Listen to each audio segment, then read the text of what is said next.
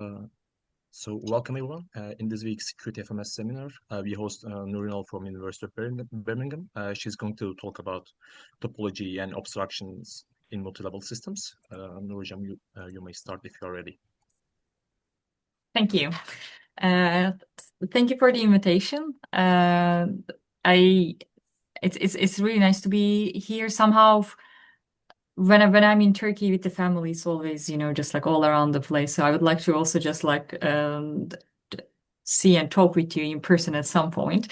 But it's nice to be here, at least online. So I want to tell you a little bit about topology and linear obstruction effects, but topology and obstruction, they already go hand in hand. And I also work closely with ultra-cold quantum gases. So I will show you the theory of it, how we can relate to experiments somehow. So it will be a little bit of mixture of both. So if anyone has any questions at any point, so please do shout, and I'm happy to spend more time on any part, or we can diverge. So I'm happy to go either way. So I'm generally interested in topological phenomena, but also broadly speaking, condensed matter phenomena, and I like making use of quantum simulators like ultra-cold quantum gases or photonic systems because it's so speaking from the topology side, for example, going out of equilibrium is one aspect that is particularly suited to these systems because in general we are interested in some topological characterization, what kind of invariants are there.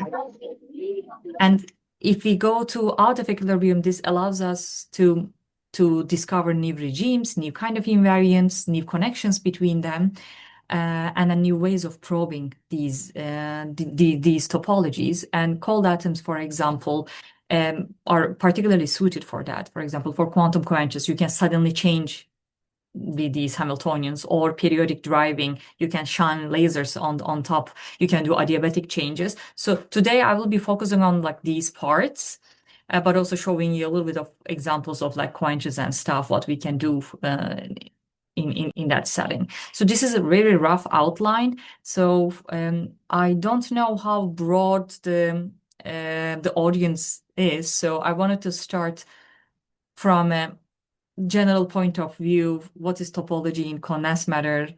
The single gap topology, as we have known it so far, and then how these multi-level topologies are different.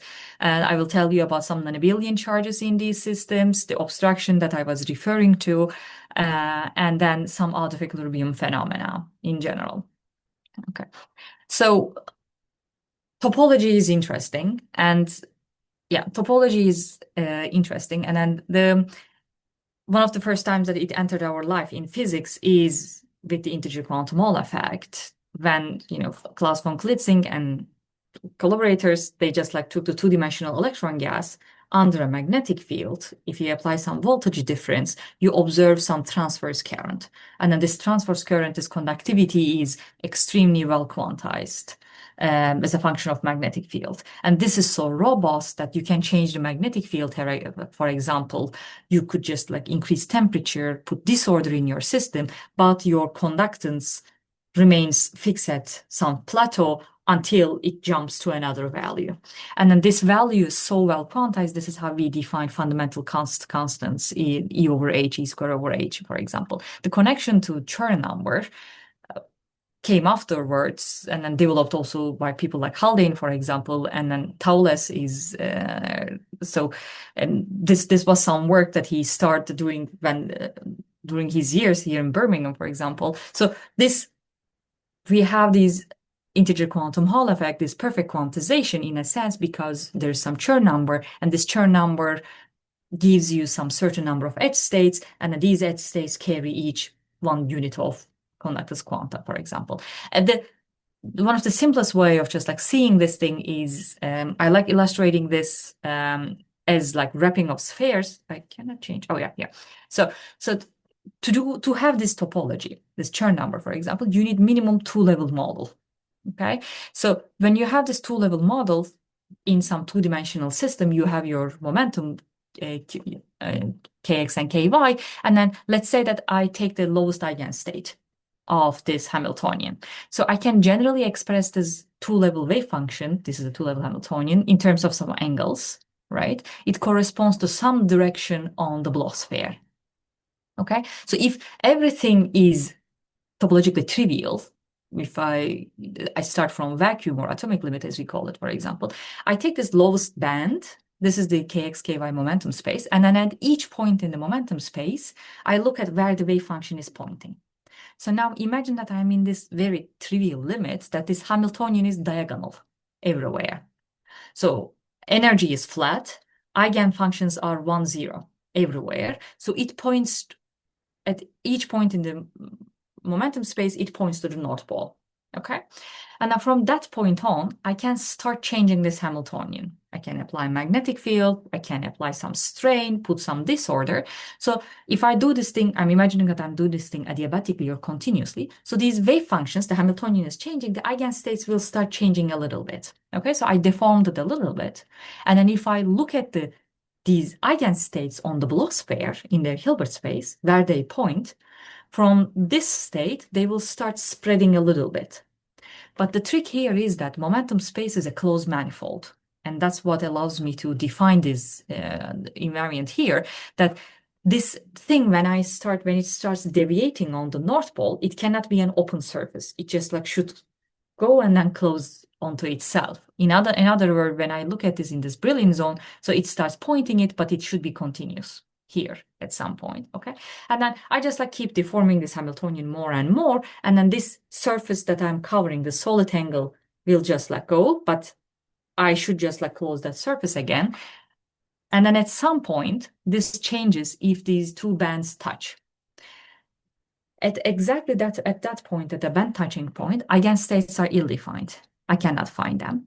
And then on the Bloch sphere picture, this corresponds to covering the sphere or not covering it, puncturing a hole in this yellow surface, and then attaching it from the bottom so that I cover the sphere entirely one times, because that is also a closed surface, right? But now I change the number of times I cover the sphere. I cover this once. And then that discontinuity, that puncturing a hole, that is the essence of topology, right? In the mathematical sense that we know topology, it happens through the band touching points, because these are homotopy invariants. That's how the topology changes. At this point, Chern number is ill-defined. I am in the process of puncturing a hole in my fiber bundle, and then I attach it again. And then after this point, if I look at all these wave functions here, now they point all around the sphere. I cover it once. And then this also corresponds to like, there's a magnetic monopole sitting there. The flux coming out of it is quantized, okay? And then this is, in its simplest form, what the Chern number is. And then when I'm doing this thing, I'm looking at it as a state by state or like band by band basis. So I have this wave function. When I go around it, it comes back to itself, or I can also come back, it has to come back to itself. This is a closed surface. Or I can also come back to myself with e to power 2 pi, e to power 4 pi, some integer multiples. And then that corresponds to how many monopoles I enclosed in that surface. But the point is that like here, I have a single eigenstate, okay? And that is a stark contrast, what we have been discovering in the last couple of years, because in all these topological classifications we knew so far, in this tenfold wave, for example, here, I forgot to mention, like, why is this topology interesting? Because it gives me a predicting power. So from a very formal point of view, what are the symmetries? What are the crystalline symmetries? How many dimensions I'm in? We can just like do this characterization, topological characterization in a very well set, complete way. So that, and then you can just like take these predictions and then see what kind of materials can demonstrate the Z or Z2 topological invariants, for example, so that material scientists can start engineering it. And then these edge currents are going to be very well quantized, for example. So it has also technological power. But all these topological, that table, periodic table, tenfold wave table that I showed you, for example, it's just like I can have multiple bands, but usually Fermi energy lies somewhere, and then the topological protection in the system correlates to things happening within that gap. Like I need to close and reopen that gap. I need to induce a Dirac cone there, and that's how I change my Chern number. That's how I change my hole conductance. Okay, so in this multi-gap topologies, Euler class is a nice example. I have my spectrum, and then I'm dividing it into 3 groups. So it's a flag manifold, Riemannian, and then the topological protection in this system correlates to things happening in these gaps. Oops. So I need minimum 3 bands, so multi-gap, okay? And then the topological protection correlates to things happening in this gap, and then how they get intertwined. Okay, so that's why it is a multi-gap topology and it falls outside of all known classifications. Okay, and instead of Chern number, Berry curvature, I have now a non-Abelian Berry curvature, which involves 2 eigenstates. Okay, and then the band nodes. This is a trick. Band nodes in these systems have quaternion charges, and quaternions are non-Abelian. So I can braid the band nodes in this kind of topology, and that is something that's very new and interesting about these topologies. So a very nice way of seeing that, because that non-Abelian nature of these topologies, that there is this non-Abelian curvature, this is happening because, well, to begin with, I need to have 3 bands, and then I need to have a real Hamiltonian.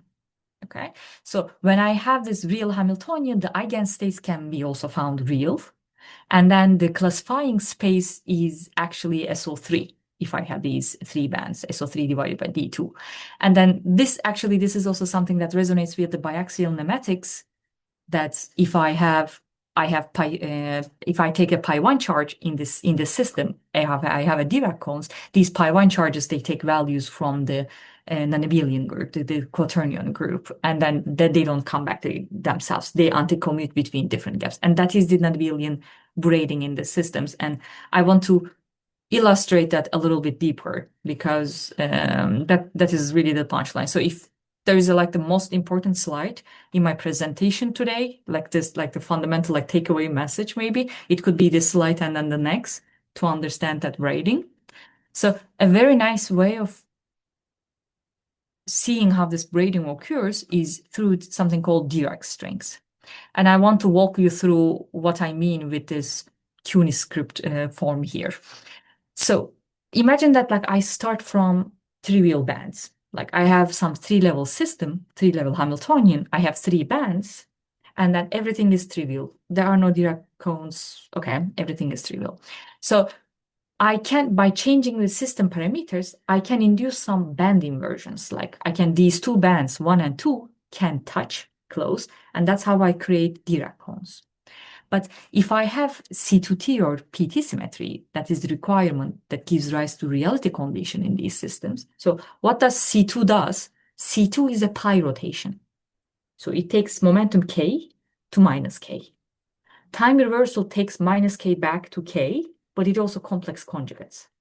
So if a Hamiltonian has C2T symmetry, it must commute with its complex conjugate, which means that it can be represented in a real form. Okay?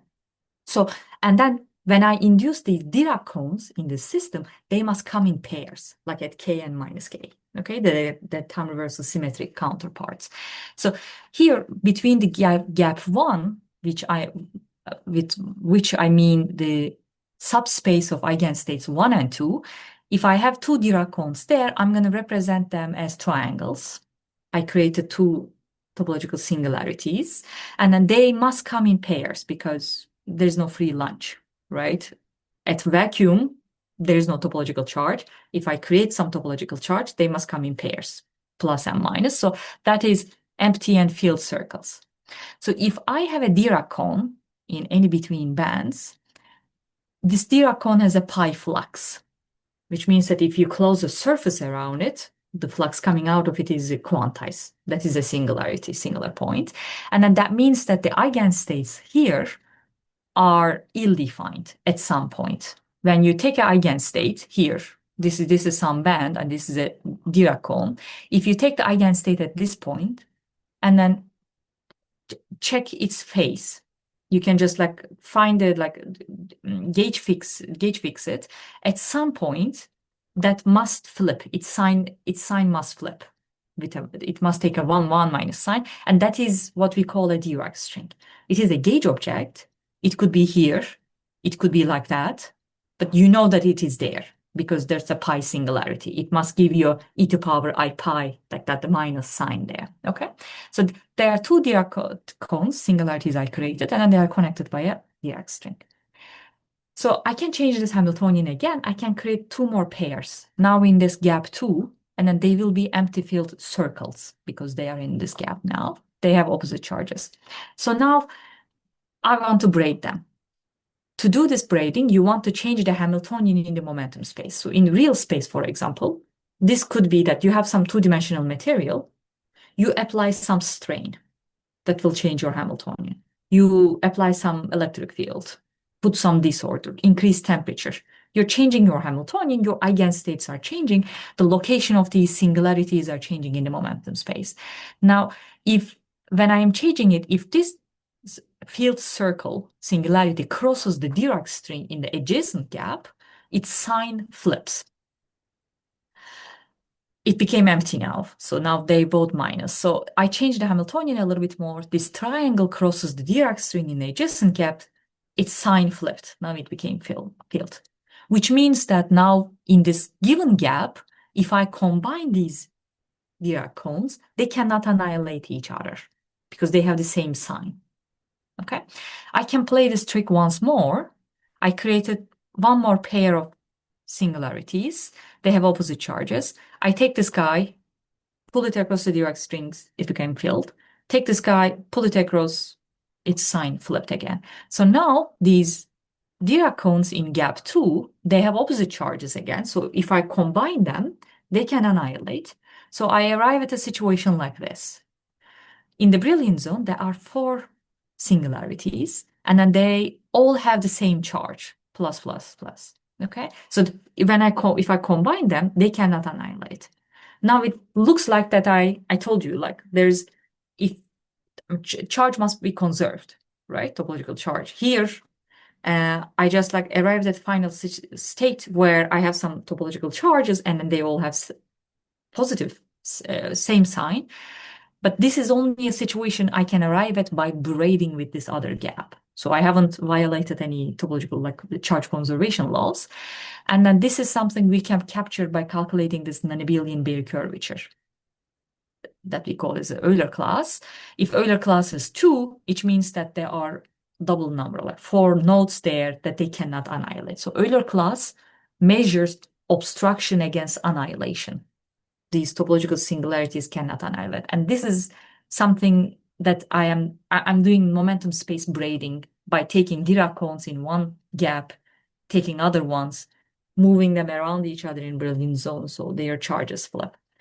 And I am allowed to do this, and I emphasize here that this is kind Sorry, of... can I ask a question about the please. previous slide? Yes. So if I understand correctly, these Dirac strings between the triangles are like, they have some observable Aharonov phase, right?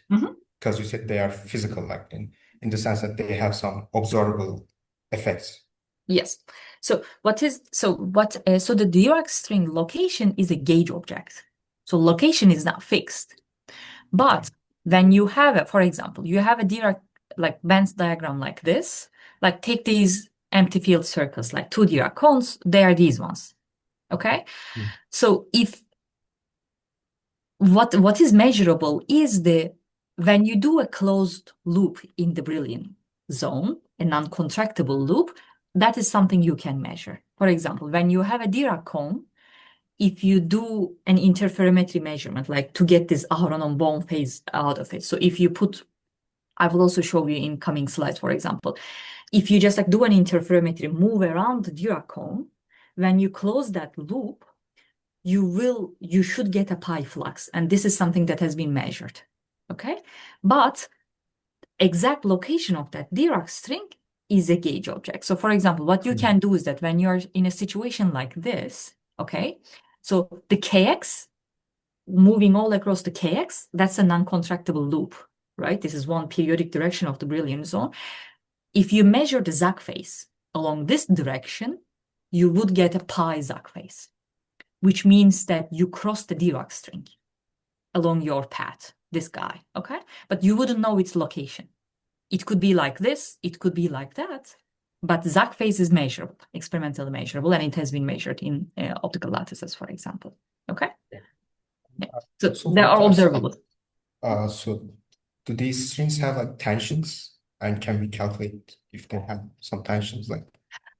Tension is not exactly a term that would, I don't know how it would correspond to. So when we say string, just like imagine that it is a line in my parameter space where the sign of the wave function flips. Okay? And it has to be there because the singularity, that is the Dirac cone, has a pi flux. So it's not like trying to no, attract it's not a real triangles string. to each other. No, it's not. It's it's not. It's just like that. There are two topological singularities. Each one has a pi flux plus pi minus pi. So there must be a line where the gauge of the eigenfunctions flips. Okay? So it's not trying to pull together anything. Okay? Thanks. And I'm allowed to do this physics, this braiding, okay? Because these Hamiltonian was real, okay? The eigenstates, like Hamiltonian is a 3x3 object, okay? It has 3 eigenstates. The eigenstates can be also found real, okay? If the Hamiltonian is real. And these eigenstates are naturally orthonormal to each other. So I can go and treat these eigenstates as if they are real vectors in SO3, okay? I need to fix the sign, okay? It's either like this, like that. But once I do this thing, this forms an SO3 frame. So that this D2 here is the fixing the sign. And then you might know that the rotations in SO3 are governed by quaternion algebra, and that is an Abelian algebra. Okay, so the braiding in the momentum space is like doing the Dirac's belt trick in momentum space. If you do a 2 pi rotation on your SO3 frame, you don't come back to yourself. Your Dirac belt after 2 pi rotation doesn't come back to yourself, but doing 4 pi rotation, you come back to yourself because your frame now rotated twice. Okay, and here in this case, for example, all these topological singularities are between bands 1 and 2, and then the third one is just sitting there as if not doing anything. But you can write this third eigenstate as if like it's a cross product of the other two in your frame. And then this third one is the things that are happening between 1 and 2 can be traced by the third one. And this Euler class non-Abelian formula, you can also write it in terms of this third eigenstate as a solid angle, as a Pontryagin index. So this third vector covers the sphere once. That's what we call a skyrmionic, that you have this whole 4 pi phase. Okay. And yeah, so these empty fields, like these triangles or circles, they are actually quaternion charges, plus minus I, plus minus J, and then I'm braiding them around in the momentum space. Okay. So if anyone has any questions, just jump. Hocam, actually, I have a question. Go ahead. So we consider just multi-band systems, and I believe that we are considering two bands because 3 bands because of 2 gaps. So how general this other class for example 3 gaps or 4 gaps? Maybe? Yeah, that's a really good question. So that, as I said, so this what we want, the physics we are accessing here is this flag manifold. Okay, so you can have many bands. You just like grouping them and as in like some 3 groups, and then the 2 gaps you are targeting in a sense. And then that's why minimally you need 3 bands. Okay, if you have 4 bands, the algebra just like generalized. There could be more invariance in 4 bands. There could be more interesting things. But again, you in a sense you are just like defining these quaternions for adjacent 3 like band subspace. So you can just like braid any node here with the adjacent bands. You can braid these ones with that band. Okay, so that's why it generalizes to any number of bands. If you have you can braid the nodes with the adjacent bands, yeah, in a similar way. So do we need any adiabaticity in this sense, actually? Because we are just dealing with lots of bands when we're stacking them, I guess. Right? So I'm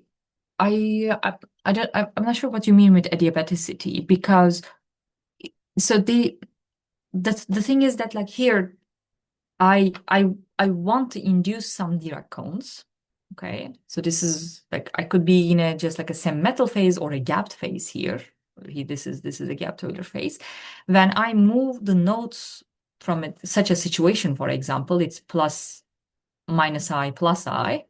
When I move this thing around, I move, I mean, braiding in a sense is just like happening slowly, maybe that, but I'm not sure what you mean with adiabaticity.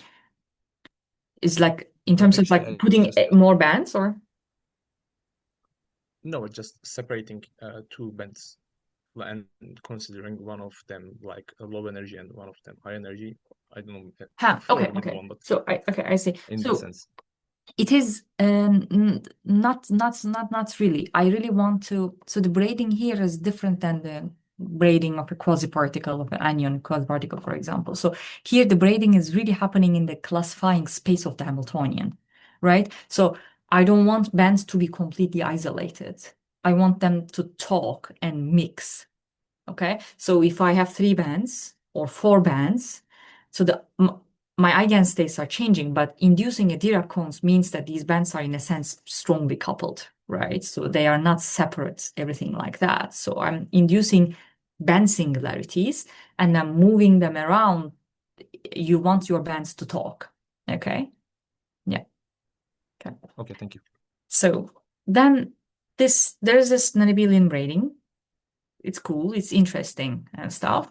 But what I did, this was a master's project, and how we started this thing is that there are these quaternion charges, plus minus ijk, and they are the non-Abelian charges. And per a given gap, if you take a single cone, for example, it acts like a pi charge, right? It acts like a pi flux. It's a Dirac cone. But having plus or minus is something hard to grasp.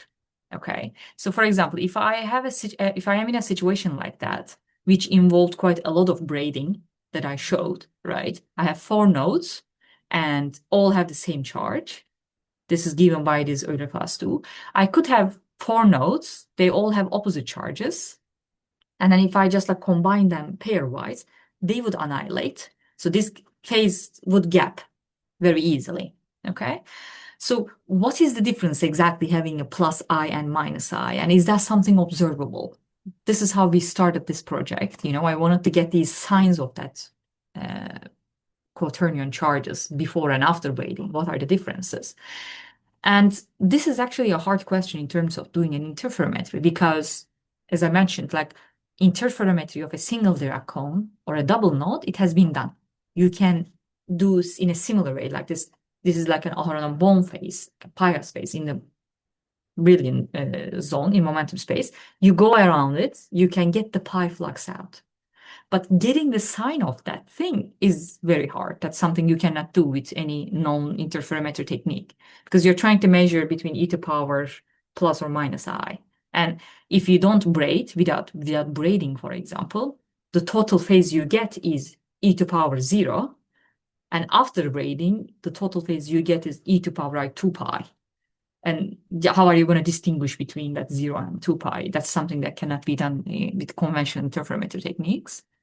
So we developed some proposals, some schemes that would allow you to get that information out. And then this works like this. So imagine that you have a Dirac cone in the Brillouin zone. Okay, it has some Dirac string attached somewhere. Imagine that you created some atoms, some wave packets. Okay, if you can push these atoms in the Brillouin zone, okay, towards that singularity. Along this path, this is my frame.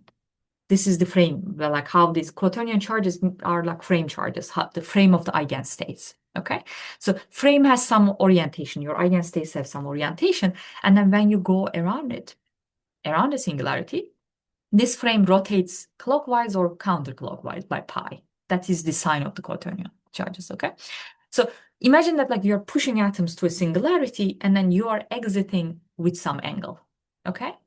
So you start from lowest band, okay? You push your atoms, and then this is because you're going towards the band touching point. When you go out, okay, these eigenstates are different than the initial ones. So in general, you will be in a mixture, okay, of the up and down bands.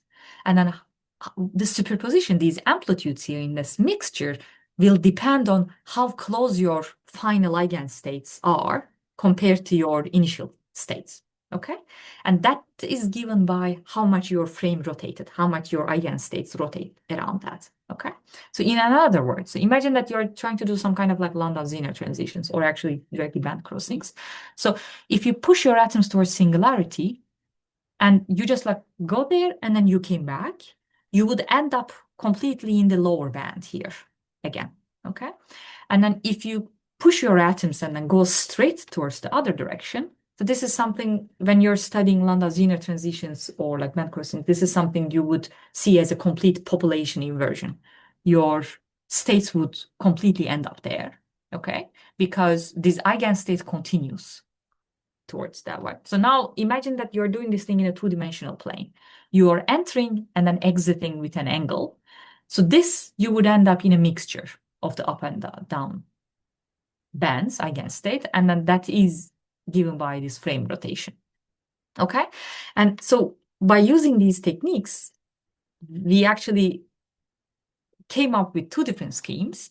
So quaternion charges, like, so the sign doesn't matter in a sense. What matters is that this Euler class measures when you have two singularities, it measures obstruction against annihilation. Like when you combine them, whether they can annihilate or not. Okay? So whether they have the same, so it measures the relative sign. Okay? The overall plus or minus is irrelevant. It is given by your orientation of frame in a sense. Okay? Once you fix it, what is the sign of the other singularity with respect to your sign? Okay, so it measures that obstruction. So which means that like, you need to measure these two nodes or multiple them at the same time. So one way is just like preparing some atoms. So this is like a BEC, for example, in some bands, pushing them through one singularity. You will create a mixture, push that mixture towards another singularity, and then we just like write down the relation between the what is the population difference. We relate that to these quaternion charges. Another way is that like you create some mixture and then like up and down spins, for example, you separate it into two and then you push it into these two charges that you want to measure and then combine that. That way you're just like, you can write down the equations, whether you have a spin mixture or not, that can give you the information whether your charges are not same or not. And by the way, this is something that can be done in optical lattices. For a single Dirac cone, it has been done, this interferometry, for example. How you're doing it, for example, is that like you have some optical lattice, you can create a BEC, okay? You can create some collection of atoms, and you can apply an electric field or give some like linear force. This would push your atoms towards some direction. Or, because optical lattices are created by some laser lights, by changing your laser parameters, you can move the lattice, like you're just like pulling the carpet under your BEC, so your atoms are actually feeling a force relative to that lattice. So that's why you can actually push your atoms. And we didn't stop there. We just like throw all kind of complications that can be there. You could be targeting these Dirac cones, but there could be other singularities, as you were asking about. For example, this could be a like there are other gaps, there are other singularities there are other Dirac cones. So we throw all the complications we can think of, and then the result is that we really can relate actually the final populations, whether you have a spin mixture or not, when these two beams of your interferometry combine. For example, if you have a spin mixture, for example, you have same quaternion charges, your Euler number is finite. If you don't have a spin mixture, single spin species, the other way around, for example. And that is an interferometry scheme that we are also talking with experimentalists who are currently implementing it, actually. So is there any questions about how to do an interferometry or what these quaternion charges are in its essence? Okay. If not, let me tell you a little bit about obstruction, but a different kind of obstruction. So as I told you, when you have Euler number 2, it tells you that these nodes there are obstructed against annihilation. But there is another, there can be another obstruction, linear obstruction in solid state systems. And this is something that you need to be careful about. So for example, here, Euler number is 2. And we just like said that if I want to have Euler number 1, some odd Euler invariants, what are the conditions on that? Or in another word, if my lattice linear sites are obstructed, what is the effect of that on the Euler parity? And now what this means is that, for example, you can have a 3-level system, which means 3 orbitals per Bravais lattice. And these orbitals all could be sitting on top of each other in 2 dimensions, or they could be just like shifted. Their linear centers could be shifted. And these actually corresponds to non-periodic Brillouin zone boundary conditions. And that is something you need to be careful about. Here, we give the example of Kagome, that's linear sites are shifted. But here, the essence is that your Bloch Hamiltonian, you can just like write it in a diagonalized way. So these are the set of eigenstates. And this is the set of eigenstates, no matter how many bands. So this forms my frame, okay? And then when you take these eigenstates and then move it to the next Brillouin zone, okay, in the adjacent Brillouin zone by some reciprocal lattice vector G, so this state comes back to itself, but in general also picks up a phase. And that phase matrix is what is called as a Brillouin zone boundary condition. And that is dictated by where your linear centers are with respect to your origin, whether they are shifted or whether they are sitting on top of each other. And that has a huge impact on this multi-gap invariant, Euler invariant. Yes. In this point, I have a question. When you talk about non-periodicity of the Brillouin zone, yes. Doesn't this damage the topology of the system? Because when we consider the Brillouin zone, it's a T2 actually. Yes, yes. No, that's also really a nice question. No, because for example, in terms of the Euler invariant is, did I write it here? No, not this one. This one, for example. So this is written as a non-Abelian Berry curvature, right? So there's U1 is getting a phase, U2 is also getting a phase. So this is written for a subspace of bands here, 1 and 2, okay? So when your subspace is getting this overall phase, so like, in other words, U1 is getting the phase, but U2 is also getting the phase. So from the point of view of the invariant, Brillouin zone is a closed manifold. So you can say whether it wraps the sphere or what is your homotopy invariant or not, okay? But it dictates what is the periodic unit to have a Euler class 1, for example, Euler class 2, which means you wrap the sphere once, skyrmionic, okay? So that's a really nice question. You need to be careful about these invariants. For example, Berry curvature changes, depends on where your linear orbitals are, okay? But it is a observable quantity. If you do a parallel transport, so you can think about this as a parallel transport gauge or like Zach's gauge, there is a logical choice how to do it. If you're not careful, you would obtain the wrong value in a sense, okay? So you need to be careful about these are observable quantities, so there's one nice choice, but considering that correct choice requires knowing where your orbitals are embedded, okay? So to treat this thing, what we did is that like, this is the real space configuration, for example, and then for 3 sublattices, 3 orbitals, we have C2 symmetry because this was Euler, but this can be generalized. This is 2D, but again, you can generalize in different number of bands or stuff. So we enumerated all possible lattice configurations, okay? And then these in the atomic limit corresponds to some Dirac strings already, which means that, for example, if you have these gauge here, if your linear centers are A orbital A site is shifted with respect to B. So this diagonal matrix, it doesn't have to be identity. It can have a -1 sign there. And then that corresponds to a Dirac string. So Zach phase, in general, there are two contributions to Zach phase. One of them is the orbital contribution, comes from the atomic limit, where your Wannier centers are shifted or not. The other one is the band contributions. Like if you created some nodes, you braided them, and then there could be a leftover Dirac string. And then the observed Zach phase is the combination of these two. So you need to be factoring in. But long story short, what we are doing is that we just in the real space, we are enumerating all the possible configurations. We can look at the momentum space correspondences. What are the invariants? What are the Zach phase? And then that's how we can just classify all these different configurations. And then the only way to obtain the odd Euler invariant, a Meronic phase here, is if you start with type 2b, where your all Wannier centers are shifted along different directions in a way. So in other words, that is Wannier obstructions, where your orbital embedding, it's controlling the parity of your topological invariant, okay? So one needs to be careful about that real space embedding as well.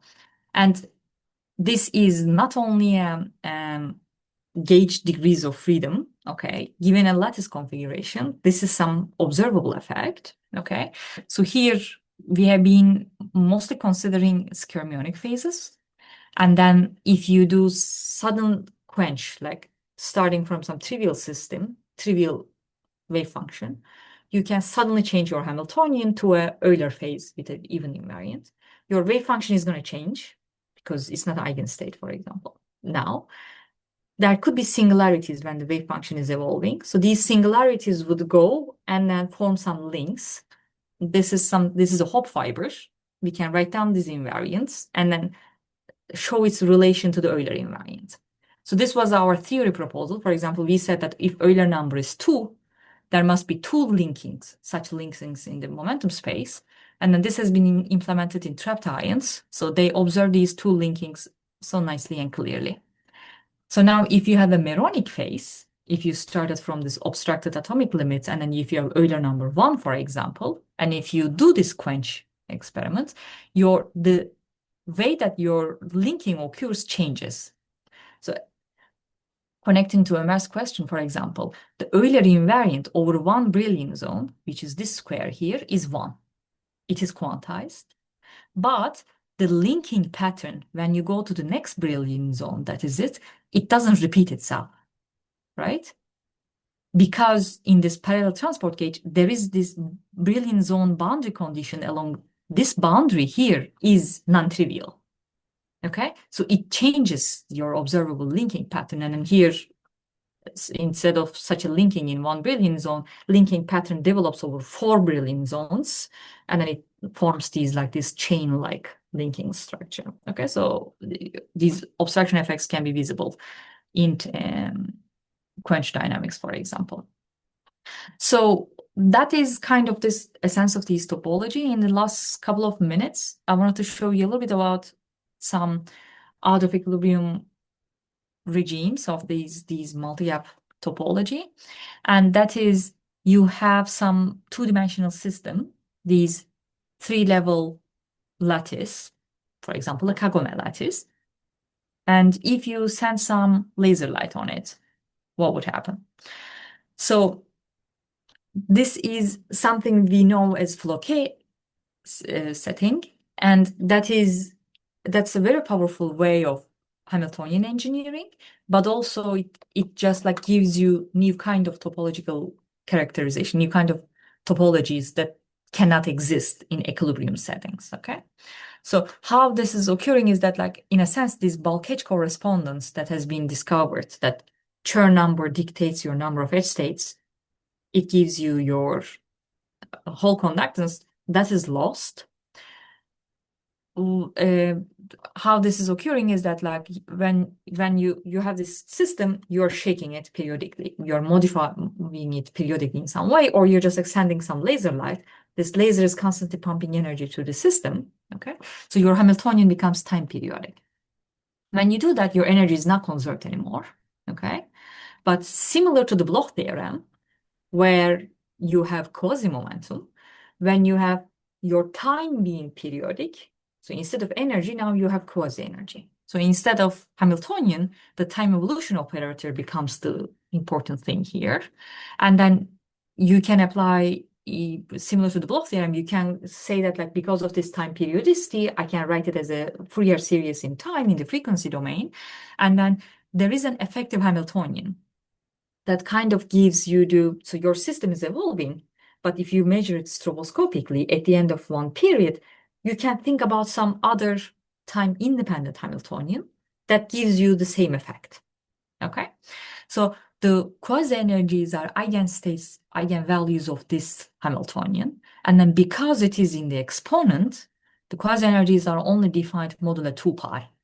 Yeah, that's also in a sense that, like as I said, like this energy is not conserved in periodically driven modulated systems. Quasi-energy is also like, it is not uniquely defined. It is defined as a phase eigenvalue. So if you started as a two-level system, for example, these two bands would repeat themselves. And now this energy domain here is this h bar omega given by this periodicity period of your drive. And then your energy spectrum, quasi-energy spectrum is unbounded.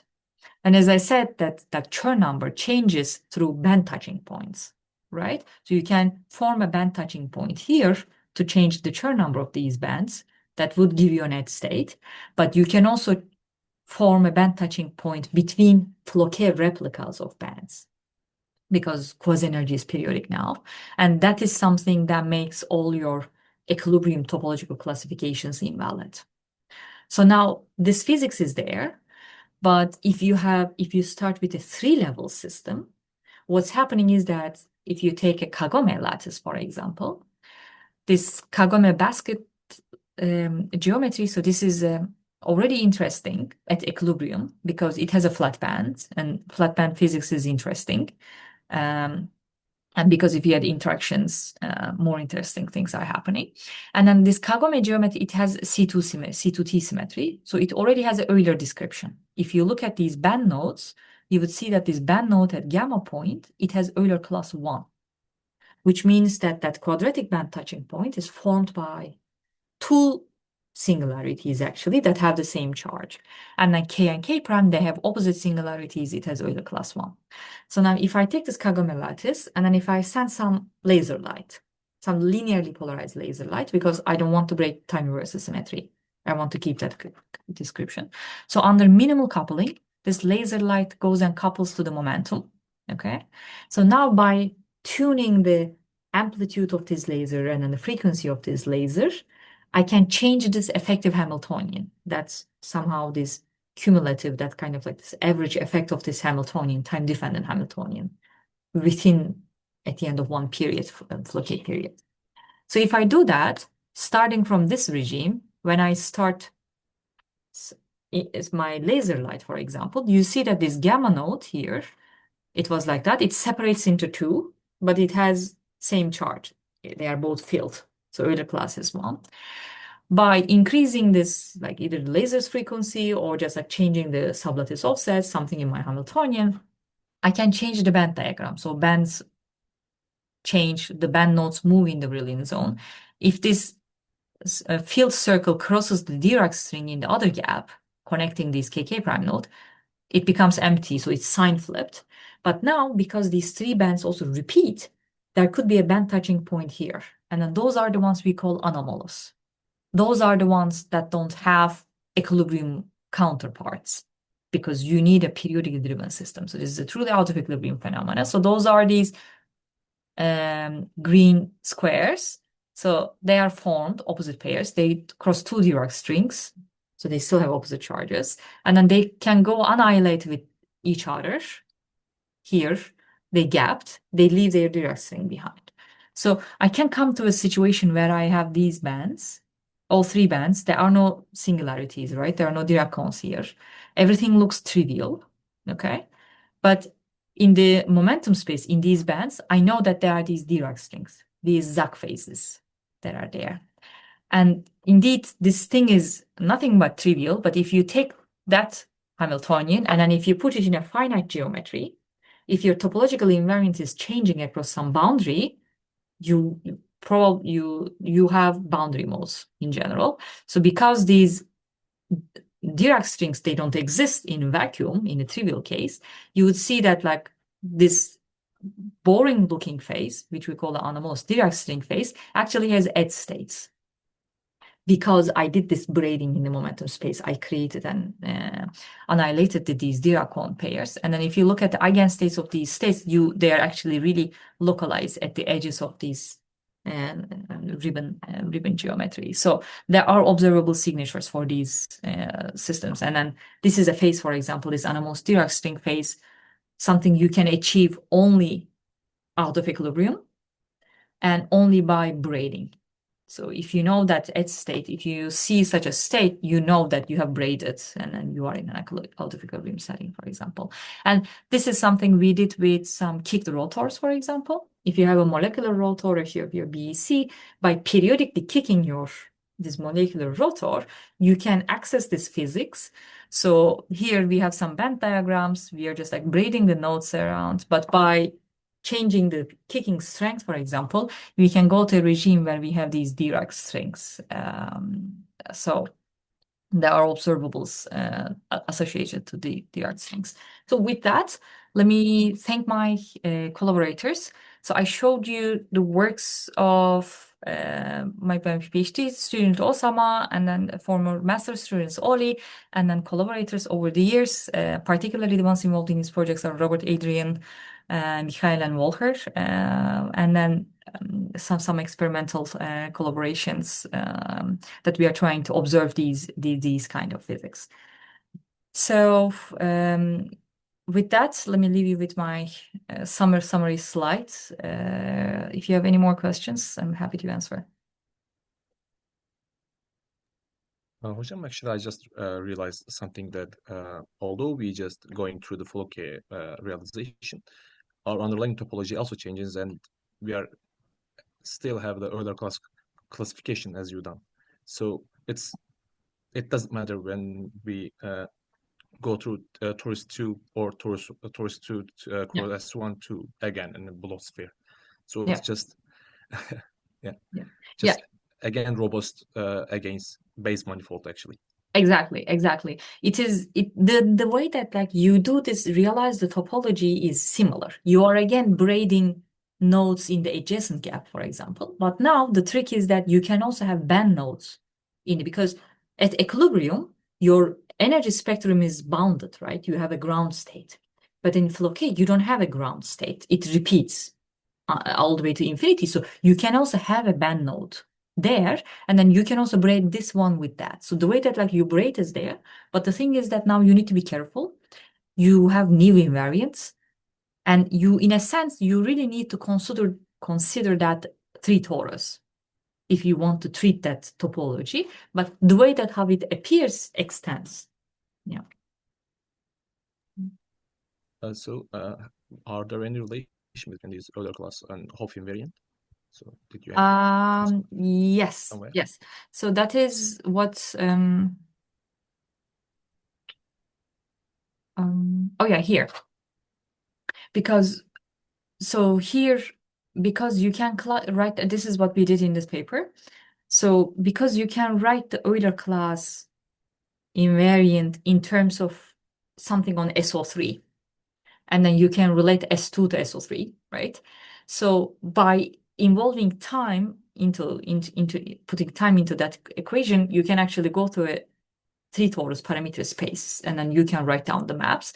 But in a sense, so with all these Hopf physics, like the first Hopf map, you have a map from S3 to S2.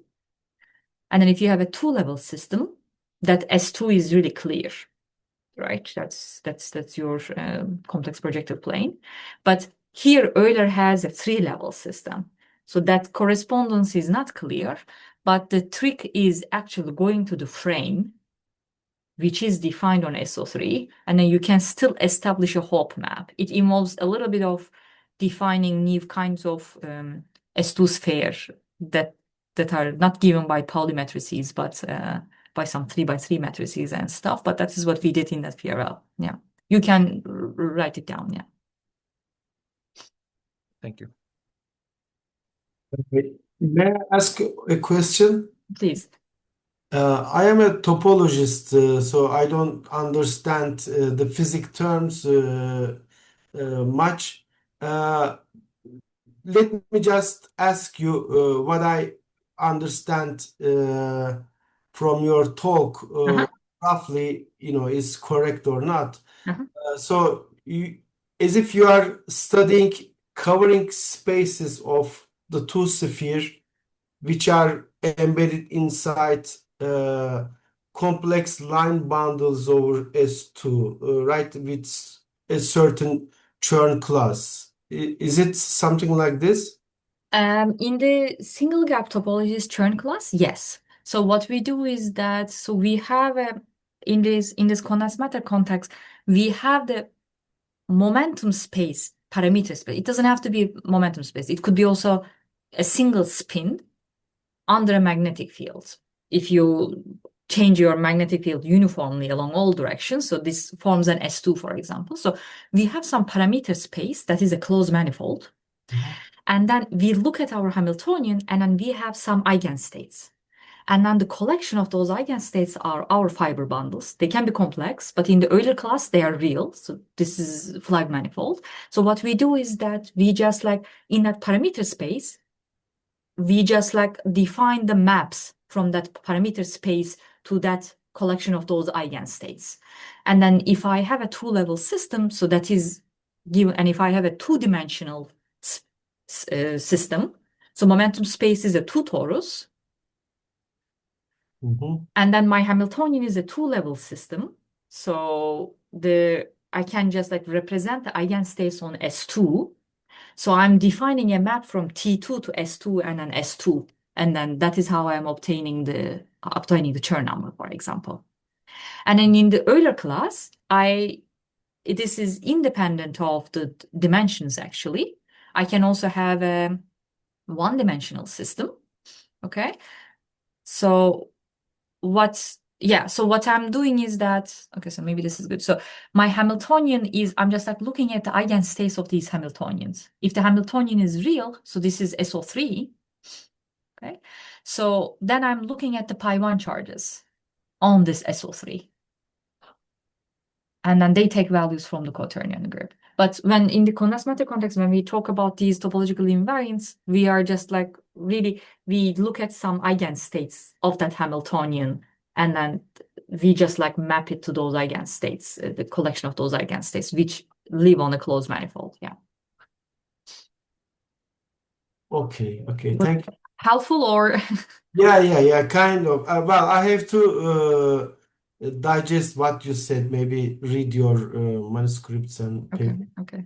I would be happy to talk more if you're interested in. And I'm also I'm trying to, some of these classifications require a little more deeper mathematics. So I'm also working with mathematicians. So initially it requires some the setting the language, of the. Yeah. Thank you. Thank you.